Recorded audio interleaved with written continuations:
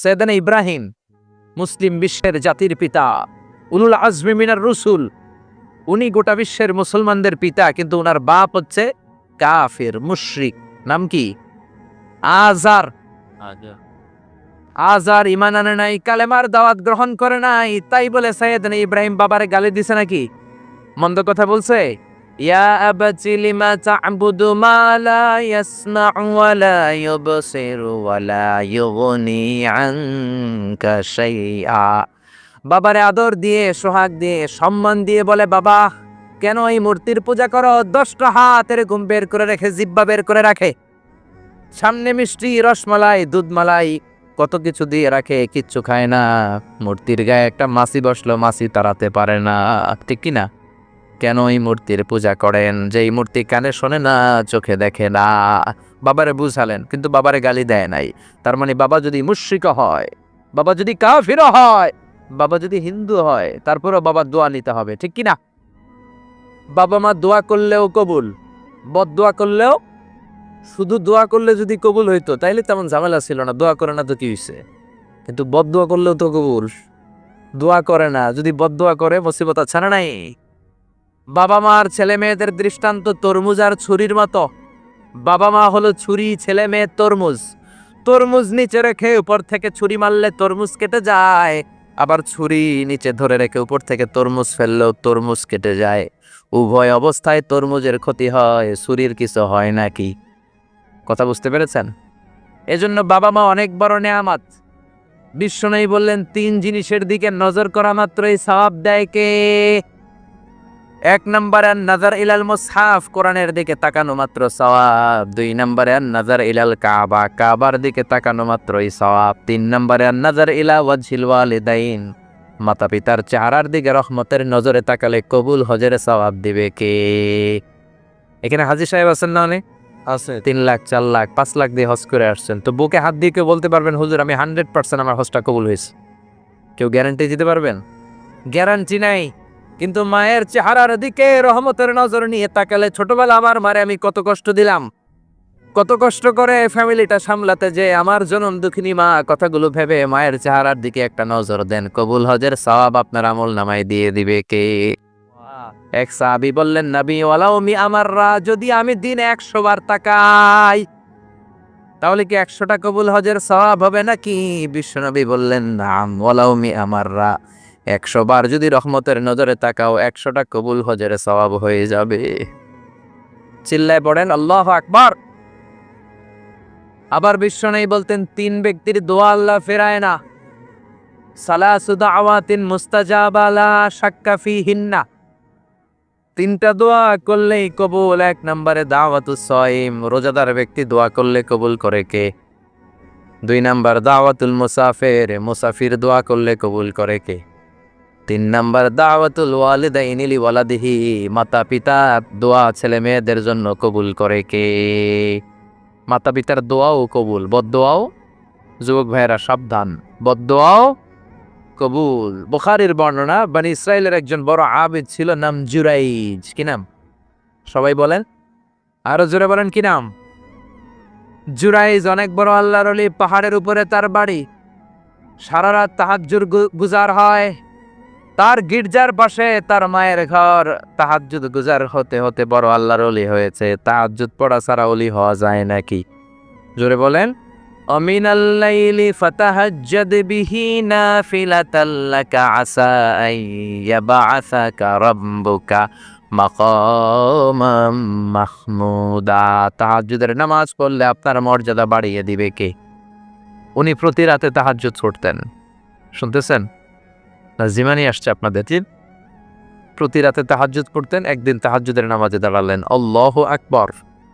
In the mean time ওনার মা পাশের ঘর থেকে ডাক দিয়েছে, বাবা জুরাইজ, ইয়া জুরাইজ আশরিবনি মোয়া, আমার একটু পানি খাওয়া। কি খাওয়া? পানি। রাতের বেলা মাঝে মাঝে বয়স্কদের পানির তৃষ্ণা লাগে না? ও বাবা পানি খাওয়া। জুরাইজ মনে মনে ভাবে, হায় হায়, আমি তো নামাজে দাঁড়ানো, নামাজ পড়বো নাকি, মারে পানি খাওয়াবো। মনে মনে ভাবলো নামাজটা শেষ করে নেই, তারপরে মায়ের কাছে যাই। কিছুক্ষণ পরে আবার তার মা ডাকে, ইয়া জুরাইজ, ও জুরাইজ পানি খাওয়া। আবার জুরাইজ মনে মনে বলে, নামাজের পরে যাব, নামাজটা শেষ করি। কিছুক্ষণ পরে আবার মা ডেকে ওঠে জুরাইজ। জুরাইজ মনে মনে ভাবে এই তো নামাজ শেষ, এখনই যাব, এখনই আমার জনম দুঃখিনী মারে পানি খাওয়াবো। কিন্তু মায়ের সহ্য হয় নাই, মায়ের মনে কষ্ট চলে আসছে। মা তার অন্তরে ব্যথা পেয়ে বদদোয়া করে ফেলছে। কবুল করে নিছে কে? তা আপনার আল্লাহর ওলি না মুফাসসিরে কোরআন না হাফেজে কোরআন, ইট ডাজন্ট ম্যাটার, এটা কোনো বড় বিষয় না। মা হাত তুলে কিছু কইলেই কবুল। সুবহানাল্লাহ কইতে পারলেন না? বুলেট মারলে মিস হয়, ড্রোন হামলা করলে মিস হয়, মিসাইল মারলে মিস হয়, আণবিক বোমা মারলে মাঝে মাঝে মিস হয়। মায়ের দোয়া মিস হয় নাকি? জোরে বলেন। দোয়া করা মাত্র, দোয়া কিংবা বদদোয়া মুহূর্তেই কবুল করে নেয় কে? মা বদদোয়া করলেন, বুখারীর বর্ণনা, আল্লাহুম্মা লা তুমিতহু ইল্লা আন তুরিয়াহুল মুমিসাত। ও আল্লাহ, বেশ্যা নারীর ফিতনায় না ফেলে জুরাইজকে মেরো না। কবুল করলো কে? 3 দিন পর এক বেশ্যা নারী এসে হাজির। দরজায় নক করতে শুরু করেছে। জুরাইজ দরজা খোলো। খোলার পরে বেশ্যা নারী বলে, দেখো আমি কত সুন্দরী, অনন্যা, সুস্নিগ্ধা, প্রিয়ংবদা, সুহাসিনী, সুকেশিনী, অসূর্যম পস্যা, কাক পক্ষী টের পাবে না, পৃথিবীর কেউ দেখবে না, চলো আমরা অপকর্মে লিপ্ত হই। জুরাইজ বলে, মাআযাল্লাহ, আমি আল্লাহরে ভয় পাই, আমার এইখান থেকে দূর হয়ে যাও। জুরাইজের কাছে সুবিধা করতে পারে নাই। না পেরে বেশ্যা পাহাড় থেকে নেমে এসে দেখে এক রাখাল সারাদিন ছাগল চরানোর পর ক্লান্ত শ্রান্ত হয়ে ঘুমাইতেছে। রাখাল রে উঠায় বলে, দেখো আমি সুন্দরী। রাখালকে পাইছি তোরে। রাখাল রাজি হয়ে গেছে। বেশ্যার রাখাল মিলে জিনা ব্যভিচার করেছে, অপকর্মে লিপ্ত হয়েছে, অবৈধ শারীরিক সম্পর্কে জড়িত হয়েছে। তাদের এই অবৈধ সম্পর্কের ফলে বেশ্যার পেটের ভেতরে বাচ্চা দিয়ে দিছে কে? দিন যায়, মাস আসে, মাস গড়িয়ে মাস আসে, বছর আসে, 3 মাস পরে বেশ্যার পেট তারে এত উঁচা কইরা দিছে কে? এলাকার লোকেরা ধরছে, কিরে তোর তো বিয়ে হয় নাই, বাচ্চা পাইলি কই? প্রশ্ন আছে না নাই? You didn't get married yet. From where did you get the baby? বাচ্চা পেলি কোথায়? তোর স্বামী নাই, তোর বিয়ে হয় নাই, তোরে তো আমরা চিনি এলাকার মেয়ে, বাবু পেলি কই? তোর পেট বড় হইলো কেন? বেশ্যা বলে, ওই যে আল্লাহর ওলি জুরাইজ আমার সাথে অপকর্ম করেছে, আমার পেটের বাচ্চার বাবা হলো আল্লাহর ওলি জুরাইজ। কথাটা কি সত্য না অসত্য? কত পার্সেন্ট মিথ্যা? 100% মিথ্যা। সবাই কয়, কিরে জুরাইজ, এতদিন ভাবতাম তুই আল্লাহর ওলি, এখন দেই ভণ্ড। উপর দিয়ে ফিটফাট, ভিতর দিয়ে সদরঘাট। তোর সদরঘাট আজকে খুলতেছি। এলাকার লোকেরা লাঠি চোটা নিয়ে ওর গির্জার উপরে যে সবাই ধরছে, কিরে তোর উপর মে পাক সাফ, আন্দার মে খালাত মালাত, তোর বাইরে এত বড় লম্বা জুব্বার, ভিতরে এত ভেজাল, ঘটনা কি? এত ঝামেলা কেন তোর ভিতরে? সবাই মিলে গির্জা ভেঙে জুরাইজকে রশি দিয়ে বেঁধে জামিনে নিয়ে আসছে। জুরাইজ কয়, আমার অপরাধ কি? অপরাধটা বলো। সবাই বলে, তুই অপকর্ম করেছিস এই বেশ্যার সাথে। জুরাইজ কয়, মাফ চাই, দোয়াও চাই, আমি তো এই বেশ্যারে চিনি না। সবাই বলে, পাপ করার পরে কেউই কিছু জানে না, তোর অবস্থাও চাই, তোর ডেথ পেনাল্টি, তোরে আমরা মৃত্যুদণ্ড দিব। কি দণ্ড? কথা বলেন না। যুগে যুগে মৃত্যুদণ্ড আছে না নাই? জুরাইজ বলে, আল্লাহ কি বিপদে পড়লাম, জীবনে কোনো পাপ করি নাই, কোন পাপের শাস্তি তুমি দাও? জুরাইজ বলে, ঠিক আছে, মৃত্যুদণ্ড দিও, মরণের আগে, মারার আগে 2 রাকাত নামাজ পড়ার সুযোগ দাও। জুরাইজ 2 রাকাত নামাজ পড়ে চোখের পানি ছেড়ে দিয়ে আল্লাহর ডেকে বলে, মাবুদ রে, আমি বেশ্যার পেটের বাচ্চারে একটা প্রশ্ন করব, তুমি যদি আল্লাহ এক হও, বেশ্যার পেটের বাচ্চার মুখের জবান খুলে দিবা? পারবে? আল্লাহ পারবে? এত ক্ষমতা আল্লাহর। 3 মাসের বাচ্চা তো এরকম গোশতের টুকরো, এটা তো মানুষই হয় নাই, কথা বলবে কেমনে? এটার মুখ দিয়ে জবান খুলে যেতে পারবে? সাইয়েদনা জুরাইজ 2 রাকাত নামাজ পড়ে বেশ্যারে ডেকে বলে, ও বেশ্যা, তোর পেটের বাচ্চার বাবাকে? কয়, আননে। এবার জুরাইজ বেশ্যার পেটের বাচ্চার দিকে ইঙ্গিত করে ডেকে বলে, ও পেটের বাচ্চা, তোমার রব যদি আল্লাহ হয়, তোমারে আমি প্রশ্ন করব, তুমি সবাইকে জানিয়ে দাও তোমার বাবাকে। কি আজীব তামাশা, সব মানুষকে তাজ্জুব করে। বেশ্যার পেটের ভেতর থেকে ছোট্ট বাচ্চা আওয়াজ করে বলল, আনতালাস্তা আবি, আপনি আমার বাবা নন। আবি যাকা রাইল গানাম, ওই যে সিপার মধ্যে দাঁড়ায় আছে রাখাল, ওই রাখাল হলো আমার বাবা। চিৎকার করে পড়েন আল্লাহু আকবার। এত বড় আল্লাহর ওলি, সেও মায়ের বদদোয়া থেকে রেহাই পায়, তো আমরা কোথায় আছি? বদদোয়া করলে ভেজালে পড়ে যেতে হবে, রেহাই পাওয়া যাবে না। চিল্লা এখন ঠিক কিনা? এজন্য খবরদার, এমন আচরণ করব না যাতে বদদোয়া পাই। মা বাবার দোয়া নিব। কি নিব? মা বাবার খেদমত করব, তাদের কাছ থেকে দোয়া নিব, খবরদার মা বাবাকে হাদিয়া দিব। অনেকে মা বাবারে হাদিয়া না দিয়া এদিক সেদিক হাদিয়া দেয়, আছে না নাই? মাজারের উপরে যায় মশারি টাঙ্গায়, ওর মায়ের মশাই কামড়ায়, ওর বাপের মশাই কামড়ায়, এরকম ডাকাইত আছে না নাই? এজন্য আল্লাহ বললেন খবরদার বিল ওয়ালিদাইনে ইহসানা, মাতা পিতার খেদমত করবা, মাতা পিতার সাথে ইহসান করবা, তাদের কাছ থেকে দোয়া নিবা। কারণ মা বাবা তোমাদের জন্য যে কষ্ট সহ্য করেছে, সারা জীবন খেদমত করলেও সুদ আদায় হবে।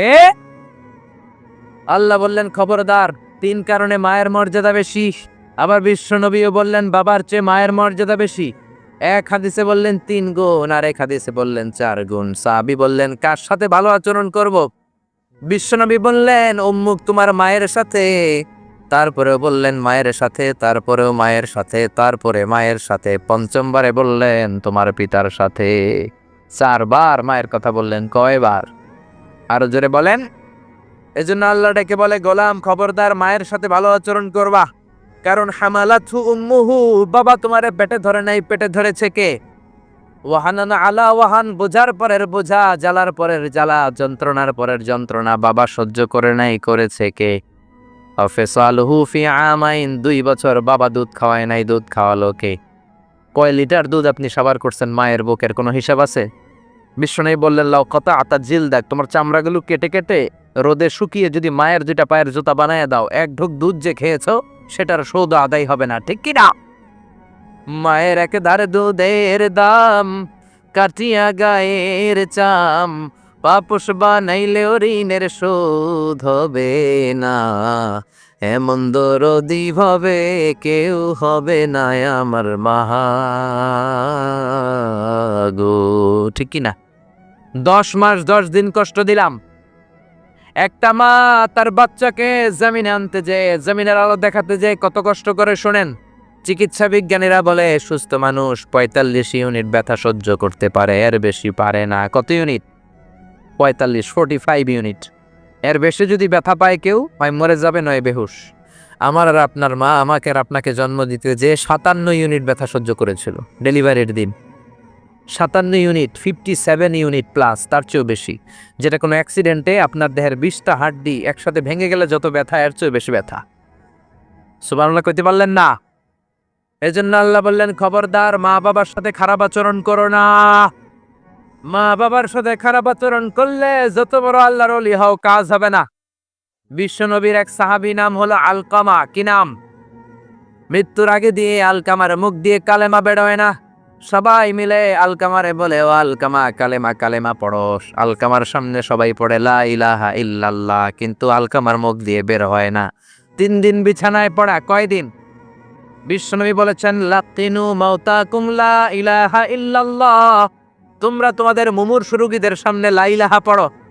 দাদা মরে যায়, চাচা মরে যায়, মুমূর্ষু বিছানায় পড়া, কাছে কানের সামনে যে পড়তে আরম্ভ করবেন লা ইলাহা, লা ইলাহা ইল্লাল্লাহু মুহাম্মাদুর রাসূলুল্লাহ। শুধু কালেমা যে পড়বেন, লা ইলাহা ইল্লাল্লাহ পড়বেন, আবার জোর করবেন না চাচা পড়েন চাচা কালেমা পড়েন, কালেমা পড়েন, আপনি মরে যেতেছেন পড়েন, এগুলো বলবেন না। কারণ এরকম জোরাজুরি করলে এমনি তার রুহু বের হইতেছে, তার তো জান খারাপ। সে যদি রাগের মাথায় কয় না পড়ুন না, তাহলে ঝামেলা আছে না নাই? শুধু কানের সামনে যে মোলায়েম কণ্ঠে পড়তে আরম্ভ করবেন লা ইলাহা ইল্লাল্লাহ, লা ইলাহা ইল্লাল্লাহ, তাতেই সে বুঝে যাবে, ঠিক কি না? বিশ্বনবীর সাহাবা আলকামার মুখ দিয়ে কালেমা বেরোয় না। বিশ্বনবী আবারে পাঠালেন, সুহাইবকে পাঠালেন, বেলালকে পাঠালেন, 2 জন যে আলকামার কানের সামনে কালেমা পড়ে, কিন্তু কালেমা বেরোয় না। বিশ্বনবী আলকামার বউরে ডেকে পাঠালেন, ও আলকামার বউ, আলকামা কেমন ছিল? আলকামার বিবি বলে খুব নামাজি ছিল নবী, জিকির করতো, তাহাজ্জুদ মিস হতো না। আলকামার বাবা মা 2 জনের কেউ বেঁচে আছে নাকি? আছে, মা আছে। আলকামার মারে ডাকো। বিশ্বনবী আলকামার মারে বললেন, ও আলকামার মা, তোমার বেটা আলকামা কেমন ছিল? আলকামার মা বলে ভালো ছিল, নামাজ পড়তো নি পড়তো, রোজা রাখতো নি রাখতো, তোমার সাথে কেমন আচরণ করতো? এই কথা জিজ্ঞেস করার পরে আলকামার মা কান্না শুরু করে দিয়েছে। ডেকে বলে, ও নবী, আমার কথা শুনতো না, বউ পাগলা ছিল, নামাজ রোজা ঠিকই ছিল, কিন্তু আমার কথার গুরুত্ব দিত না, অনেক কষ্ট দিছে আমারে।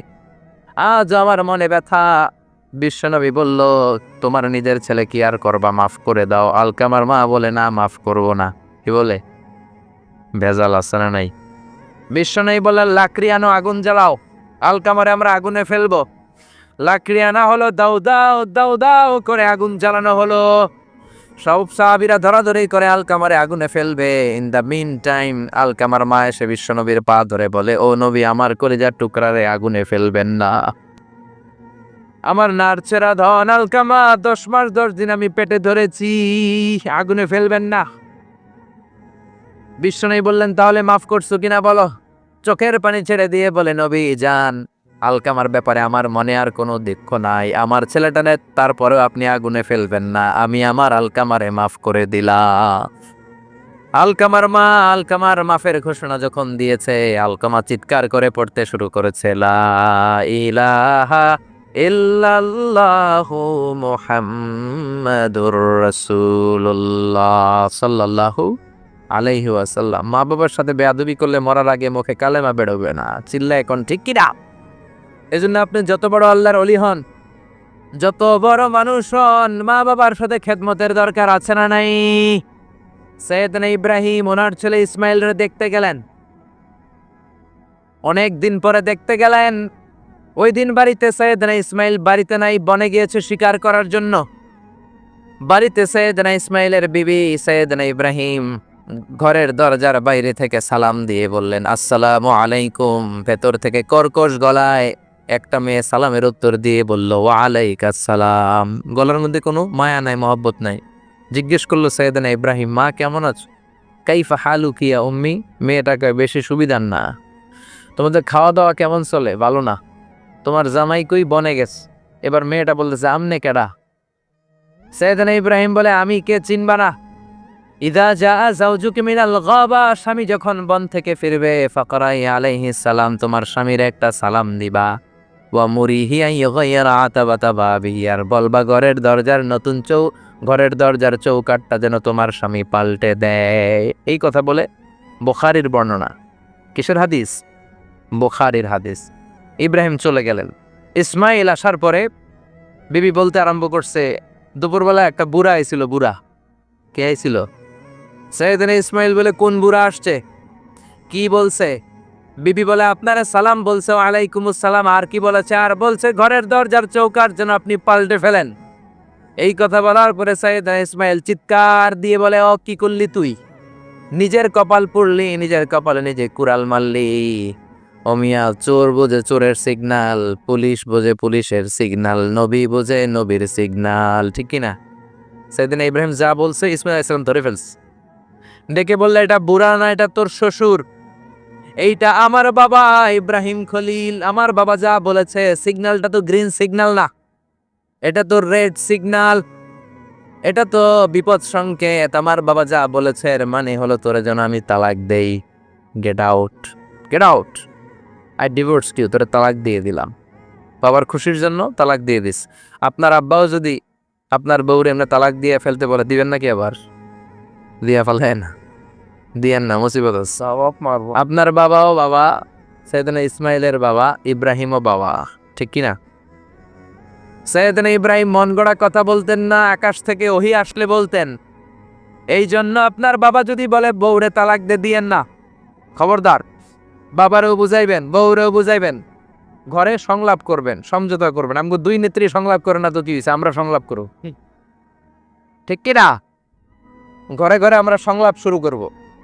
মিলাই দিবেন, হ্যাঁ, বুঝাই দিবেন, বাবারও বুঝাবেন, বউরেও বুঝাবেন। তালাক দেওয়ার ইসলামী যে সিস্টেম, এটাকেও মেনটেন করলে পৃথিবীতে কোনো তালাকই থাকবে না। ডিভোর্স রেট একেবারে কমে যাবে। এখন ঘরে ঘরে তালাক। ঠিক কিনা? তালাক দেওয়ার সিস্টেম হচ্ছে পঞ্চম স্টেপে, যে তালাক পঞ্চম ধাপে। প্রথম ধাপ হচ্ছে ফাইজু হুন্না। বউর সাথে ঝগড়া হইলে ফাইজু হুন্না, বউরে কক্সবাজার বেড়াইতে নিয়ে যাও, বসুন্ধরায় শপিং করে দিবা, নানির লয়ে ঘুরতে যাবেন, যমুনা ফিউচার পার্কে নানিরে বেনারসি শাড়ি কিনা দিবেন, কসমেটিক্সের বক্স কিনা দিবেন। এই জন্য বললো ফাইদু হুন্না। বেপরদায় চললে ওয়াজ করবেন, নসিহত করবেন, এটি কইয়ে গিয়ে বুঝাবেন। বাজার তো এমনি মহিলা আরো দই গেছি। আল্লাহ বললেন ফাইদু হুন্না, লা ইলাহা ইয়া এই উঠেন না পেশাব হয়েছে পরন করে ভালো লাগে না না লা ইল অনেক রাত খেতে না ও না এই জেনারেটর দিবে নাকি? হ্যাঁ হ্যাঁ জেনারেটর দেয় না কেন নাচতে আর দিস এটা আপনার নাম আমাদের বাকুলিও করে লা ইলাহা ইল্লাল্লাহু মুহাম্মাদুর রাসূলুল্লাহ সাল্লাল্লাহু আলাইহি ওয়াসাল্লাম। শেষের দিকে উত্তর দিব। এই জন্য বউয়ের সাথে যদি ঝগড়া হয় তালাক না। ইসলাম প্রথমে বলছে ফাইদুহুন্না, ওয়াজ করেন, বুঝান, ঘুরতে নিয়ে যান, শাড়ি কিনে দেন। এতেও যদি লাভ না হয় ওয়াহজুরুহুন্না ফিল মাদাজে, বিছানা আলাদা করেন। বউ থাকবে এক ঘরে, আপনি থাকবেন আরেক ঘরে। হয়তো এই বিচ্ছেদের কারণে ভুল বোঝাবুঝি ভেঙে যাবে, স্ত্রী ফিরে আসবে, ঠিক কিনা? এতেও কাজ হয় না। তারপরে আল্লাহ বললেন ওয়াদ্রিবুহুন্না, এবার একটু শাসন করেন। ঘুরতে নিলেন, কাজ হয় না। শাড়ি কিনা দিলেন, কাজ হয় না। রুম আলাদা করলেন, এরপরও কাজ হয় না। এরপর ওয়াদ্রিবুহুন্না, শাসন করেন। অনেকে এটার অর্থ করে বউরে পিটাও না, পিটানো না। বিশ্বনবী কোনোদিন বউয়ের গায়ে হাত দেয় নাই, ঠিক কিনা? এই অদ্রিবুহুন্নার শাব্দিক অর্থ হলো পিটাও, কিন্তু পারিভাষিক অর্থ হলো স্ত্রীকে একটু শাসন করো।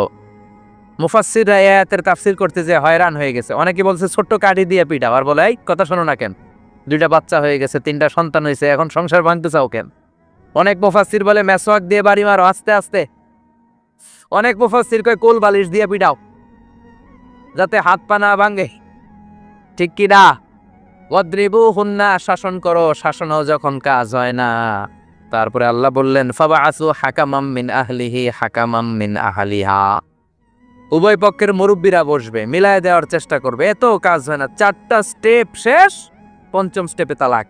তাও রাগের ছোট যে আমরা বলে দিই 3 তালাক, 22 তালাক, এভাবে না। তালাক 2 ধরনের, তালাক আর সুন্নি, তালাক আল বেদে। একটা সুন্নতি তালাক আর একটা বেদাতি তালাক। বেদাতি তালাক দেয়া যাবে না, সুন্নতি তালাক দিবেন। মানে প্রতি মাসে একটা।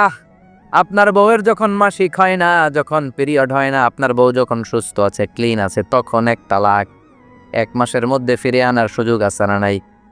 1 মাস পরে দিবেন 2য় তালাক। 2য় মাসেও ফিরে আনার সুযোগ আছে না নাই? ঘরে রাখবেন, হয়তো বিবিরে দেখে আপনার মনে ভালোবাসা জমবে, বিবির মন নরম হয়ে যাবে, বিবিকে ফিরে আনা যাবে। 3য় মাসে 3 তালাক যখন দিবেন, আর ফিরে আনার সুযোগ নাই। এটাকে বলে আত-তালাক আল বাঈন আল বাইনুনা। এরপরে আর ফিরে আনার সুযোগ নাই। এই প্রসিডিউরগুলো যদি মেনটেন করেন, তালাক হবে? তালাক হওয়ার সুযোগ আছে। এজন্য এগুলো মেনটেন করে তালাক দিবেন, ডিভোর্স রেট কমে যাবে। ওমরে ফারুকের জামানায় এক লোক তার স্ত্রীকে 100 তালাক দিছে। কয় তালাক? এরকম ডাকাত বাংলাদেশও আছে না নাই? 100 তালাক দিছে। এখন ওয়াইফ যে ওমরে ফারুককে বিচার দিছে, ওমরে ফারুক বললো তোমার হাজবেন্ডকে ডেকে আনো। ডেকে আনা হলো, কিরে কয় তালাক দিছস? কয় 100 তালাক। দিবি 3 তালাক, 100 তালাক দিছস কেন? কয় মেজাজ গরম আছিল। ওমরে ফারুক বলে ঠিক আছে, বিচার হলো 3 তালাকে তোর বউ তালাক, বাকি 97 তালাক এখন তোর পিঠে পড়বে। সুবহানাল্লাহ পড়েন। এরকম যদি মাইট দেওয়া যেত জায়গা মতো, সব তালাক বন্ধ হয়ে যেত। চিল্লায় বলেন ঠিক কি না? এজন্য আপনার বাবা যদি বলে ও বাবা তোর বউরে তালাক দে, তালাক দিবেন না, বুঝাবেন। বাবারেও বুঝান, বউরেও বুঝান, বরকত দিবে কে? সাইয়েদনা ইব্রাহিম বললেন ঘরের দরজার চৌকাঠ পাল্টে ফেলো। মনে আছে ঘটনা? না ভুলে গেছেন বোধহয়। তালাক দিয়ে দিলেন বিবিকে। নতুন সংসার শুরু হলো। আরেকটা বংশীয় নেককার মেয়েকে বিয়ে করলেন। 3 বছর পর সাইয়েদনা ইব্রাহিম আবার বেড়াতে আসলেন। আজকেও সাইয়েদনা ইসমাইল বাসায় নাই। সাইয়েদনা ইব্রাহিম সালাম দিলেন, আসসালামু আলাইক। এবার জাদুমাখা কণ্ঠে, কুকিল কণ্ঠে, মোলায়েম কণ্ঠের একটা মেয়ে ঘরের ভেতর থেকে বলে ওয়ালাইকুম আসসালাম। ওয়ালাইকুম আসসালাম। সাইয়েদনা ইব্রাহিম বললেন কাইফা হালুকিয়া উম্মি, মা কেমন আছো বলো বলো। মেয়েটা বলে আলহামদুলিল্লাহি আলা কুল্লি হাল, সব অবস্থায় আলহামদুলিল্লাহ। সুবহানাল্লাহ পড়ে। সংসার কেমন চলে? কয় খুব ভালো। খাওয়া দাওয়ার অবস্থা কি? কয় আরো ভালো। এবার মেয়েটা বলে কে আপনি? এই মরুভূমির মাঝখানে রৌদ্রের মধ্যে দাঁড়িয়ে দাঁড়িয়ে কথা বলেন, কেউ তো কোনোদিন আমাদের খোঁজ নিতে আসে না। কে আপনি? ঘরে আসেন। সাইয়েদনা ইব্রাহিম বলে না, আমার পরিচয় দিব না, ঘরেও আসবো না। মেয়েটা বলে আপনি যদি ঘরে না আসেন আমি কিন্তু রাগ করব। সুবহানাল্লাহ কোন। জোর করে ঘরে নিলেন, শরবত খাওয়ালেন, খেজুর খাওয়ালেন, রুটি খাওয়ালেন, মাংস খাওয়ালেন। সাইয়েদনা ইব্রাহিমও চোখের পানি ছেড়ে দোয়া করলেন। ও মিয়া, এটাও মাইয়া, আগেরটাও আহা, বেশ কম আসরা নাই। সৈয়দনা ইব্রাহিম মাথায় হাত বুলিয়ে দিয়ে দোয়া করলেন আর বললেন, ইদা জা যাওজুক মিনাল গাবা, তোমার স্বামী যখন বন থেকে ফিরে আসবে, ফাকরাই আলাইহিস সালাম, তোমার স্বামীর একটা সালাম দিবা। ওয়া মুরিহি আন ইউসবিতা আতাবাতা বাবিহি, আর বলবা ঘরের দরজার নতুন চৌকাঠ যেন জীবনেও না পাল্টায়। চলে গেলেন। ইসমাইল আসলেন। বিবি বলল, নুরানি চেহারার এক আল্লাহর অলির মতো মুরব্বী লোক আসছিল। মুরব্বী আসছে শুনে ইসমাইল তো ভয় পেয়ে গেলেন। কিরে, আগে তো একটা ঘটনা ঘটছে, ঠিক কিনা? কেমন আচরণ করেছিস বল। বিবি বলে, আপনি ভয় পাবেন না, আমি খুব ভালো আচরণ করেছি, আপ্যায়ন করেছি। তিনিও খুশি হয় আমার মাথায় হাত বুলিয়ে দোয়া করে দিয়েছেন আর বলেছেন, ঘরের দরজার নতুন চৌকাঠ যেন জীবনেও আপনি না পাল্টান। সুবহানাল্লাহ। সৈয়দনা ইসমাইল বিবিকে জড়িয়ে ধরলেন। বিবিকে জড়িয়ে ধরে বললেন, ও বিবি, তুই তো পরীক্ষায় গোল্ডেন এ প্লাস। কি এ প্লাস? যেই মুরব্বী লোকটা এসেছিল সাধারণ কোনো মানুষ নয়, তোমার শ্বশুর আমার বাবা ইব্রাহিম খালিল। আমার বাবা যেই কথা বলে গিয়েছেন, যে ইঙ্গিত দিয়েছেন, এটা তো গ্রিন সিগন্যাল। আমার বাবা বলেছেন তোমার যেন কোনোদিন তালাক না দেই, তোমার যেন ছেড়ে না দেই। এই যে তোমার হাতটা দুনিয়ার বুকে ধরলাম, জান্নাতে যেন তোমার হাত ধরেই দুজনে জান্নাতে ঢুকে যায়। এজন্য বাবা মায়ের দোয়ার দরকার আছে না নাই? মায়ের দোয়ার চেয়ে বড় দোয়া আছে নাকি? জোরে বলেন। সাইয়েদনা মূসা আলাইহিস সালাম আল্লাহরে বললেন, আল্লাহ, মাইয়াকুনু জালিসি ইয়াউমাল কিয়ামা, কিয়ামতের দিন আমার সাথী কে হবে? আল্লাহ বললেন, সাহিবুকা ফিল জান্নাতি জাজ্জার, কিয়ামতের দিন তোমার সাথী হবে একজন কসাই। কে হবে? জোরে বলেন না। সাইয়েদনা মূসা আলাইহিস সালাম একটু ফেডা হলেন, কিরে, কসাই কেন আমার সাথী হবে? আমি নবী মানুষ, নবী হবে আমার সাথী, আল্লাহর ওলিরা হবে আমার সাথী, কেন কসাই হবে আমার সাথী? রব্বুল আলামিন বললেন, মুসা যাও নিজেই যে দেখে আসো কেন কসাই হবে তোমার সাথী। সাইয়েদনা মুসা আলাইহিস সালাম কসাইয়ের দোকানে গেলেন। যে দেখে না কসাইয়ের স্পেশাল কোনো আমল নাই, খালি গোশত কাটে। কি কাটে? সারাদিন গোশত কাটার পরে বিকেলবেলা বড় একটা গোশতের টুকরা নিয়ে প্যাকেট করে বাড়ির দিকে রওনা হয়। সাইয়েদনা মুসা আলাইহিস সালাম তিনিও কসাইয়ের পেছনে পেছনে ছদ্মবেশে রওনা হয়ে যায়। কসাই বাড়িতে ঢুকার পরে সাইয়েদনা মুসা আলাইহিস সালাম দরজায় নক করতে লাগলেন। কসাই দরজা খুলে দিতে লাগলো।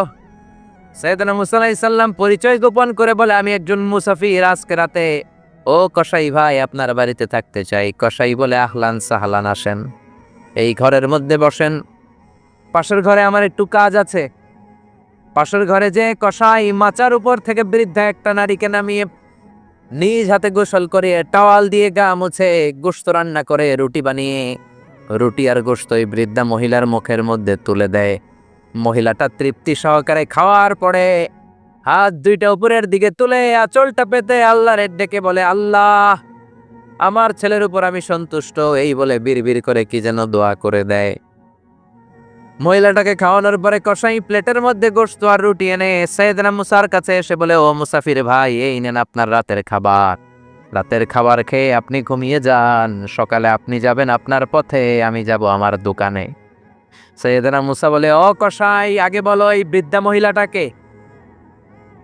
কসাই বলে, এই বৃদ্ধা মহিলাটা ছাড়া দুনিয়ায় আমার কেউ নাই, আমি ছাড়াও এই বৃদ্ধা মহিলার কেউ নাই। এই মহিলাটা হলো আমার জনম দুঃখিনী মা।